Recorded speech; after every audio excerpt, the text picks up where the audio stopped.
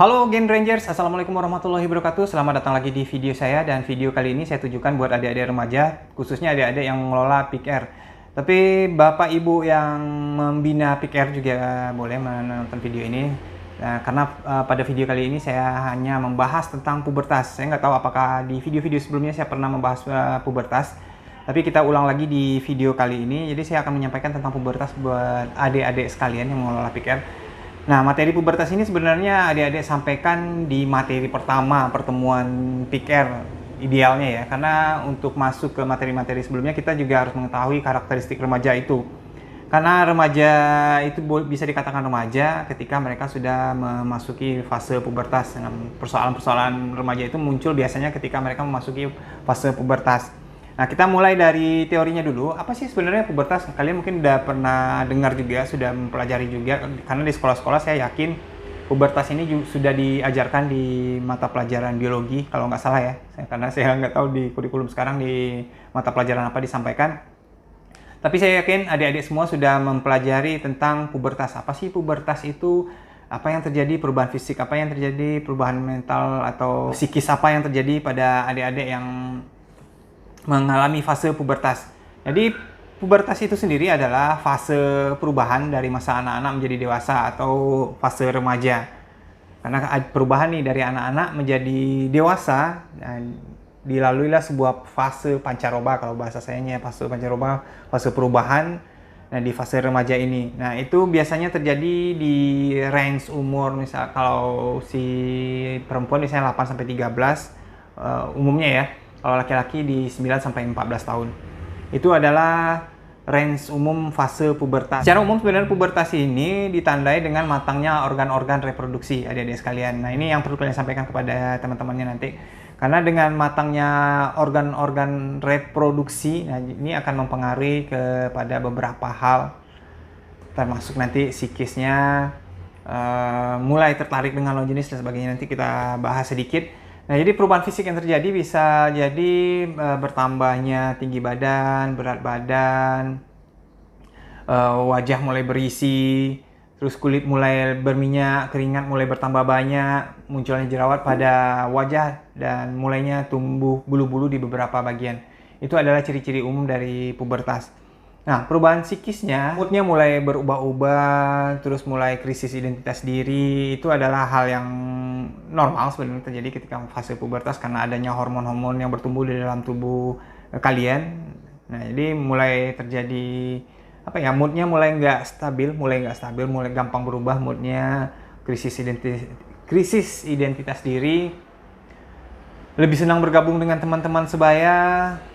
Kadang mulai merasa aneh dengan bentuk tubuhnya sendiri. Nah, dorongan hormonal juga memunculkan dorongan-dorongan seksual. Nah, itu adalah perubahan-perubahan psikis, mulai muncul dorongan-dorongan seksual adik-adik. Dan itu normal, dan itulah yang harus kita ketahui dan harus dikendalikan. Karena ketika misalnya hormonnya banyak, ya otomatis juga berpengaruh ke dorongan seksualnya yang juga lebih tinggi. Kalau misalnya kita tidak bertanggung jawab atau kalian terpapar dengan materi-materi, konten-konten yang tidak bertanggung jawab, atau konten-konten negatif, yaitu yang membuat remaja itu memiliki perilaku yang berisiko. Karena ketika sudah terjerumus di fase ini, karena misalnya dorongan seksual tadi, ketika kita ikutkan dorongan itu melakukan hal-hal yang tidak seharusnya dilakukan, itu akan berpotensi memunculkan adiksi, misalnya adiksi terhadap perilaku seksual yang berisiko. Nah, di PIKR ini ketika kita menyampaikan materi pubertas, itulah yang kita sampaikan ke teman-temannya. Wah, ini normal loh terjadi di remaja, mulai terjadi dorongan seksual, mulai terjadi ketertarikan dengan lawan jenis. Ketika kita tahu hal-hal ini, itulah yang kita wanti-wanti ke teman-teman, mulai kalian harus bertanggung jawab dengan diri kalian sendiri. Ada norma-norma yang harus diperhatikan, ada resiko-resiko yang akan terjadi ketika melakukan perilaku-perilaku yang berisiko. Nah, ini ya pintu masuk sebenarnya ke materi-materi berikutnya. Misalnya nanti ke materi tentang kesehatan reproduksi, materi tentang seksualitas, materi tentang nafza. Nah, makanya kita awali dengan mengenalkan tentang pubertas. Jadi, apa yang terjadi di fase remaja itu adalah fase yang normal yang dilalui oleh semua manusia. Jadi, fase remaja itu sebenarnya gitu-gitu aja dari dulu, mulai tertarik dengan lawan jenis, mulai ada dorongan seksual, yang misalnya tadi perubahan Kayak laki-laki ketika organ reproduksinya mulai matang, dia mulai mengalami mimpi basah atau mimpi erotisme. Nah, itu hal-hal yang normal. Ketika kita mengetahui apa yang terjadi dengan tubuh kita, ya mudah-mudahan kita bisa bertanggung jawab dengan diri kita, dan kita bisa bertanggung jawab terhadap, kalau kita yang memiliki di Indonesia yang memiliki agama, ya kita bertanggung jawab dengan agama dan keyakinan kita masing-masing. Karena saya yakin perilaku seksual berisiko yang biasa terjadi, bukan biasa ya, yang terjadi karena dorongan-dorongan seksual, karena dorongan hormonal itu bisa kita tekan angka perilaku berisiko di kalangan remaja. Kalau bisa itu jangan terjadi lagi. Nah, selanjutnya ketika fase remaja, perubahan psikis lainnya, remaja itu mulai ingin menjadi dirinya sendiri. Aku pengen beginilah aku, ini aku gitu. Ego, keakuannya udah mulai muncul, dan itu adalah normal-normal saja. Nah, itulah gunanya kita sharing, kita bertukar pikiran. Ketika kalian mendapatkan informasi yang benar, ketika kalian mendapatkan pengetahuan yang positif, kalian akan menjadi diri pribadi-pribadi yang positif juga. Kalau kita spesifikkan lagi, misalnya perubahan fisik kepada seorang perempuan, misalnya mulai tumbuhnya payudara, terus mulai beberapa bagian tubuh mulai berlemak. Kalau kayak misalnya mulai tumbuhnya bulu-bulu di beberapa bagian tubuh, itu sama laki-laki dan perempuan, itu juga termasuk perubahan. Mulai menstruasi, terus warna organ reproduksi mulai agak gelap, pinggul juga melebar. Nah, itu beberapa perubahan fisik yang terjadi pada seorang perempuan. Pada laki-laki, perubahannya apa saja? Misalnya bahu mulai membidang, terus mulai mimpi basah tadi ya. Terus mulai muncul rambut di beberapa bagian tubuh, sama dengan perempuan. Organ reproduksinya juga warnanya juga agak mulai gelap, itu normal. Ketika organ reproduksinya mulai agak gelap warnanya dibandingkan warna kulit yang lain. Terus sudah bisa ejakulasi. Nah, itu perubahan fisik yang terjadi pada laki-laki, adik-adik sekalian. Ketika si remaja laki-laki sudah bisa ejakulasi, ini kemungkinan mereka juga pertama kali akan mengalami mimpi basah. Nah, mimpi basah ini adalah mimpi erotisme. Ya, tidak usah saya jelaskan secara detail ya. Kalau adik-adik yang sudah pernah mengalami pubertas, sudah pada saat pubertas, mereka sebagian besar, kalau menurut surveinya 70% laki-laki itu mengalami mimpi basah. Jadi mimpi erotisme yang sampai mengeluarkan cairan mani dan sperma. Dan itu normal terjadi. Nah, kalian nggak usah kaget kalau misalnya belum pertama kali mengalami mimpi basah, jangan kaget, berarti itu menandakan kalian sudah mulai dewasa. Itu hormon-hormon di dalam tubuh kalian sudah mulai bertumbuh. Itu normalnya yang terjadi pada seorang laki-laki, itu tentang mimpi basah. Ini kalian sampaikan kepada teman-temannya di sekolah-sekolah atau di PIK-R-nya nanti. Nggak usah malu berbicara tentang ini. Nah, kenapa kita berbicara ini di PIK-R? Ya, siapa tahu misalnya teman-temannya tidak mendapatkan informasi atau tidak teredukasi tentang mimpi basah oleh orang tuanya di rumah, atau misalnya segan dan sebagainya. Makanya di sekolah kita kenalkan ini, kita jelaskan yang tadi, mulai adanya perubahan fisik dan perubahan psikis yang menyebabkan adanya dorongan-dorongan seksual dan sebagainya. Itu adalah normal, adik-adik sekalian, itu kalian sampaikan. Terus terjadi nanti juga perkembangan pola pikir atau kognitif, dan di sini ada beberapa hal yang harus disampaikan ketika terjadi pubertas ini, terjadi perkembangan kognitif atau perubahan pola pikir. Di antaranya adalah di fase remaja ini sudah mulai berpikir ilmiah atau abstrak. Misalnya kalau dulu di masa anak-anak diceritakan sesuatu hal, nah dia akan terima-terima aja. Sekarang mulai ada hipotesisnya, mengapa begini, mengapa begitu, terus dianalisa. Nah, itu adalah beberapa hal yang dialami ketika fase remaja. Yang bisa kalian baca, inilah yang hal-hal yang terjadi pada remaja, terjadi perkembangan pola pikir. Selanjutnya juga terjadi perubahan sosial dan emosi atau sosio-emosional. Jadi ada beberapa hal juga nanti yang terjadi ketika perkembangan sosial dan emosi. Jadi pada fase pubertas ini atau pada fase perubahan ini, adik-adik akan mengalami berbagai hal yang umum sebenarnya, yang kita sebut dengan karakteristik remaja. Nah, biasanya kan remaja ketika fase pubertas ini mulai tertarik dengan lawan jenis, semangatnya lagi tinggi-tingginya, rasa ingin tahunya tinggi. Itu kan tadi sudah dijelaskan apa sih yang berubah, kenapa sih seperti itu. Tadi ada perubahan-perubahan ya, perubahan fisik, perubahan psikis, tadi perubahan sosio-emosionalnya tadi, perubahan pola pikir. Nah, itu yang terjadi.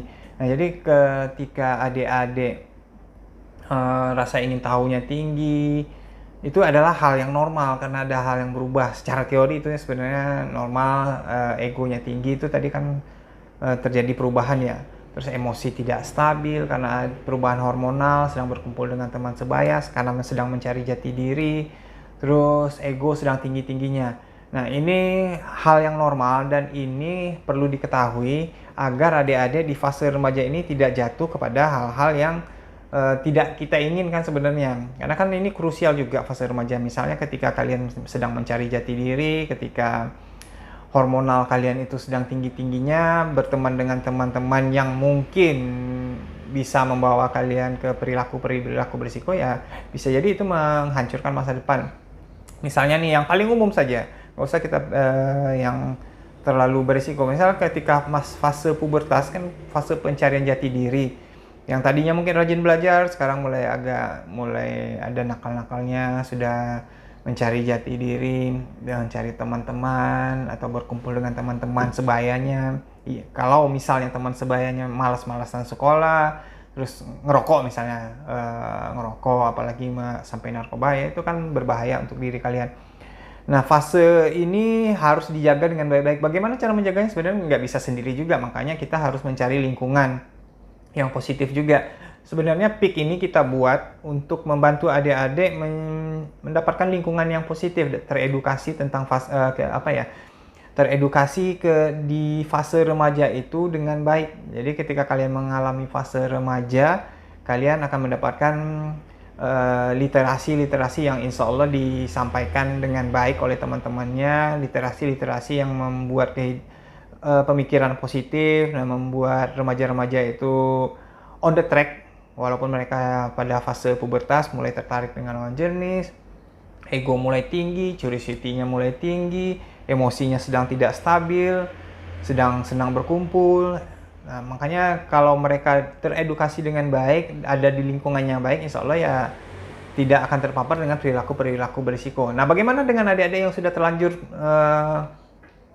berada di lingkungan yang misalnya tidak baik misalnya. Nah, itu juga tugas teman-teman yang di PIKR. Jadi adik-adik yang di PIKR juga harus merekrut teman-teman yang misalnya nih, mohon maaf sudah terpapar dengan hal-hal yang tidak baik.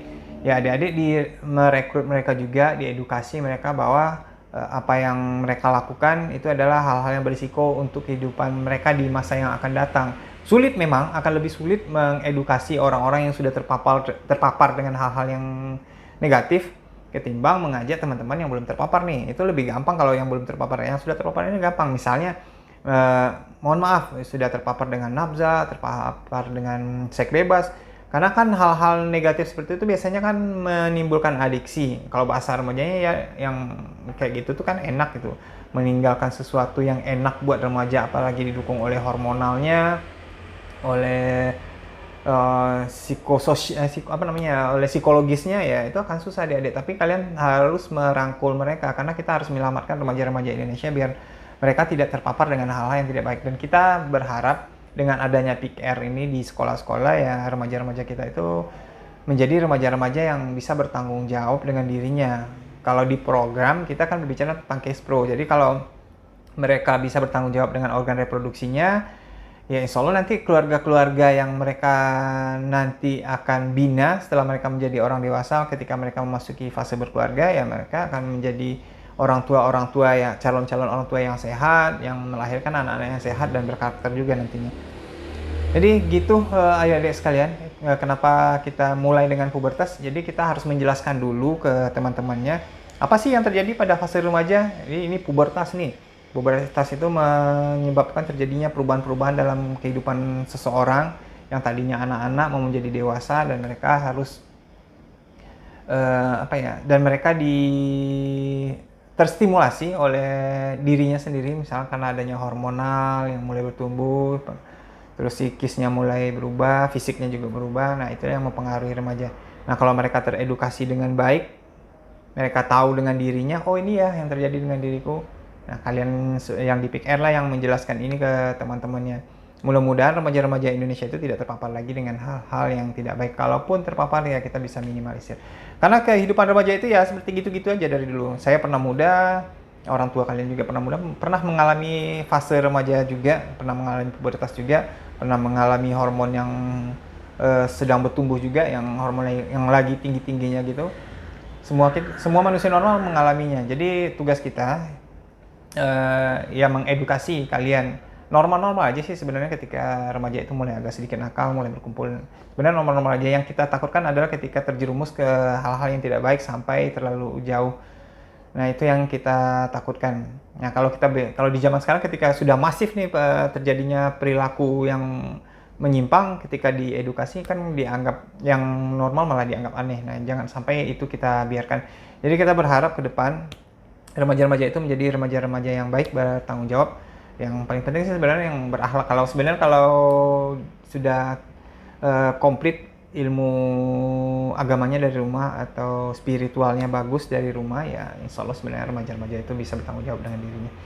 Itu saja video saya kali ini. Ya, kalau ada yang mau ditanyakan silahkan di komentar. Terima kasih sudah menonton. Kita bertemu lagi di video berikutnya. Assalamualaikum warahmatullahi wabarakatuh. Tetap sehat, tetap semangat, dan menjadi remaja-remaja Indonesia yang nantinya akan melanjutkan pembangunan di masa yang akan datang, menjadi orang-orang yang berkualitas. Assalamualaikum.